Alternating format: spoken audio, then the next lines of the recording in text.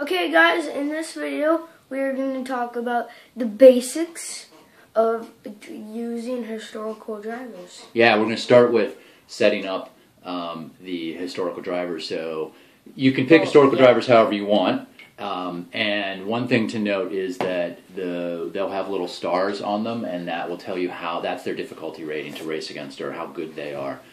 So these are some one-star historical drivers, and you may see these later when we race against them if we end up racing against these specific guys. But you'll see that the main part of them is the bottom, where it shows you how their cars are going to be set up, and they'll set up their cars this way for every race. You'll see that sometimes their cars are maybe not necessarily exactly what you would be able to do as a person. For instance, Jack Brabham doesn't start with any skill chips at all, so that's just the way that car is set up.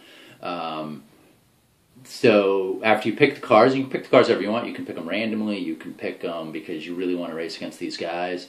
And then you assign them to a strategy card. So this is just talking about the car setup. How they race and the instructions that they get for how they race is on these separate strategy cards. And you can kind of see the tops of them down here. And we'll look at those a little bit more closely in the next video. But the way you pick them is you look at this, this next line here. And this is going to tell you how to pick the strategy. And these cars are going to be laid out very differently and much cleaner when they're in the professional version, but the published version. But these are my demo copies. So here we look at the value of T, and the value of T is different for each race. And in this case, if we're doing Nürburgring, then T is equal to number of laps. Let's say we're going to do a 2-lap race. So we go down here and we say, okay, T is greater than 0, so we're going to approach Josh and Rint's strategy card selection from this side. So first we're going to pick the front A, and so that one's available, so that's the one he's going to get, and we would put his card on top of that strategy, and that would be his strategy for the race. And then let's say Jack is Brabham's the next car we're going to use, and we look at it, and okay, so he would rather like to do this the stalking strategy, but let's say the stalking strategy was gone, somebody else had already taken it, so then we'd go down to his next choice, random. Okay, random strategy is available, so he'll take that. In theory, if you're running a lot of drivers, you might end up with a guy who's none of the 3 preferred strategies are available, in which case you can just assign him another one or pick a different driver to use. It's up to you. And then we bid for pole. After you have all of the drivers set up, you bid for pole. And there's 2 different things.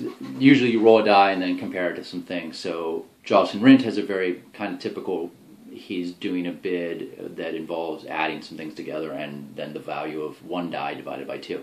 So in this case it's T, which here is 2, plus the laps, which is also 2, plus a die divided by 2. So in this case we roll a 1, we divide by the 2, so a half. So in this case he'd be bidding 4.5.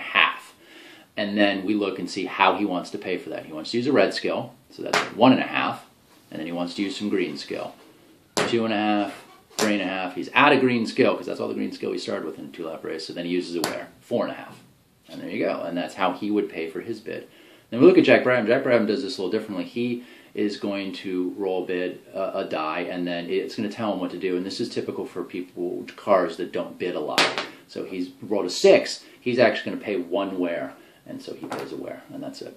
And so that is how. And then you would do that after the people have bid for pole position. Then you'd roll through the historical drivers and see what their bids are, and then you would set up the grid. So Jocelyn Rindt would probably be up closer to the front in this race, and Brabham would be closer to the back, maybe in the middle. It depends on what everyone else bids.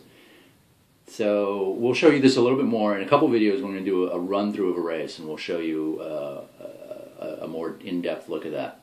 But next video we're going to talk through the meat of the historical driver system and look at how the cars actually move on the track.